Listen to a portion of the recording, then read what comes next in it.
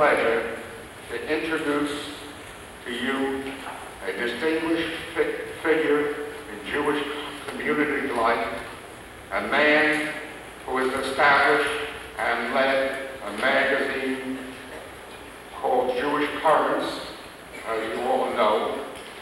I know him as one of the faculty at City College who were expelled in the shameful period of pre-war hysteria, and after many years of struggle, the Board of Higher Education apologized to those members of the faculty who had paid the price for their courage in speaking out against fascism.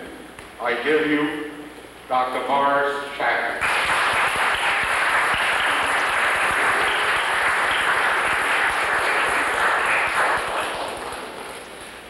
Thank you, Abbott, for the honorary degree. I'm a doctor. I'm a PhD dropout, class of 1932 at Columbia University. And it's good to be with you again. For those of you who remember those anguished years of 1950 to 1953, and for those of you who came to hear about and learn about that past, for it was easier to kill the Rosenbergs, Ethel and Julius, than to kill the Rosenberg case. Permit me a moment for a personal recollection that I have never revealed to the public. On Sunday, June 21st, 1953, I attended 2 funerals. They were connected. One on Friday, June 19th, the news came over the radio that Julius and Ethel Rosenberg had been executed late that afternoon to avoid desecrating the Sabbath. My cousin Max had a heart attack and died. So on Sunday morning, I went first to his funeral, and from there, I rushed to the funeral of the Rosenbergs, Ethel and Julius. Why has the Rosenberg case outlived the Rosenbergs?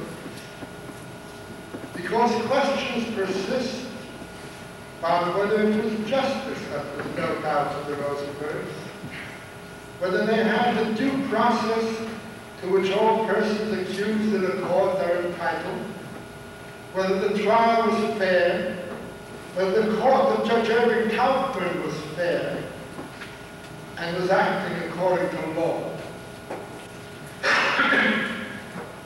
These questions were raised in 1953, not only by us partisans who fought hard as we could to save the Rosenbergs' lives, but by 3 justices of the Supreme Court who, in dissenting opinions issued right after the executions, raised these questions. Justices William O. Douglas, Hugo Black, and Felix Frankfurt wrote dissenting opinions, which we published in our magazine in August 1952, in a special section on the legacy of the Rosenbergs.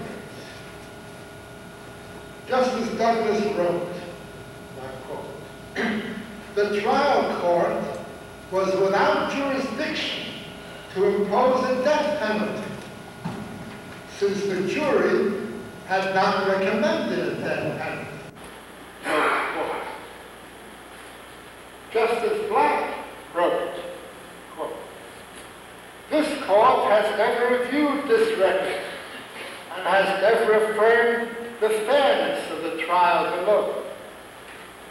Without an affirmation of the trial by the highest court of the land, there may always be questions as to whether these executions were legally and rightfully carried out." Close quotation. Justice Frankfurter wrote, quote, "To be writing an opinion in a case affecting 2 lives after the curtain has been rung down upon them has the appearance of pathetic futility. But history also has its claims. Close quote. These questions continue to be heard and to resonate here at home and abroad. A notable example is the resolution adopted by the Long Island Board of Rabbis on May 9, 1991, after hearing a presentation by our own Aaron Tanks. The resolution calls on the House and Senate Judiciary Committee to appoint commissions of inquiry to report to the Congress on the Rosenberg case. Now, the claims of history may be slow in commanding attention. It is our duty, the obligation of our committee and its supporters,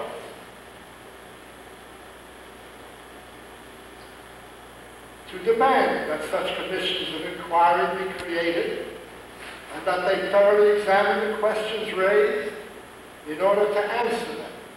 The spirit of legality, fairness, and due process placed before us all by a trial, a court, and the hanging judge that did less than justice to the Rosenbergs, Ethel and Judas. Thank you.